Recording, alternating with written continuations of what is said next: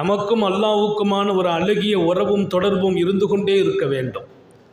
அவனுக்கும் நமக்கும் இடைவெளி இருக்கக்கூடாது.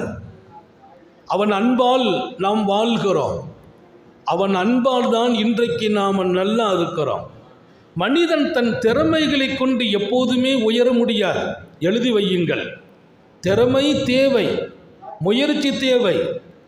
நல்ல அழகாக இமாம் ஷாஃபி ரஹ்மத்துல்லாஹி அலைஹி சொல்வார்கள், அல்லாஹ்வின் வல்லமையால் எல்லாம் நடக்குது என்பதற்கு நீ புரிய வேண்டாமா? படிக்காதவர்கள், எழுத்தறிவு இல்லை, படிப்பறிவு இல்லை, அவர்கள் இன்றைக்கு பணக்காரர்களாக செல்வந்தர்களாக இருக்கிறார்கள். மிகச்சிறந்த அறிவு ஜீவிகள் எல்லாம் ஏழைகளாக இருக்கிறார்கள். நீ புரிய வேண்டாமா?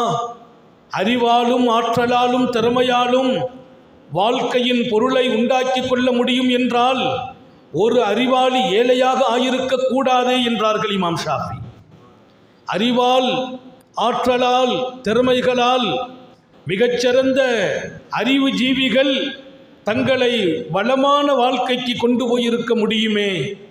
அறிவே இல்லாத, படிப்பே இல்லாத, எழுத்தறிவு இல்லாத, சிந்தனை சக்தியில் குறைந்த சராசரி மனிதர்கள் வளமான வாழ்க்கையில் வாழ்வது உனக்கு புரிகிறதா?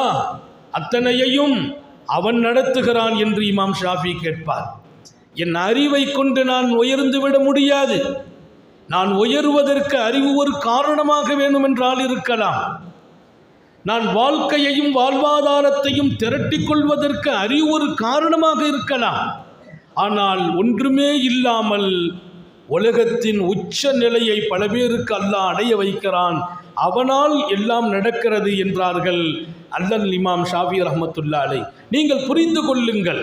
ரப்புல் ஆலமீனை புரிந்து கொள்கிற போதெல்லாம் நாம் நிம்மதி பெறுகிறோம்.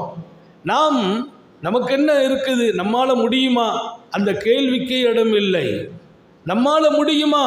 கேட்காதீர்கள். அவன் கொடுக்கிறான்.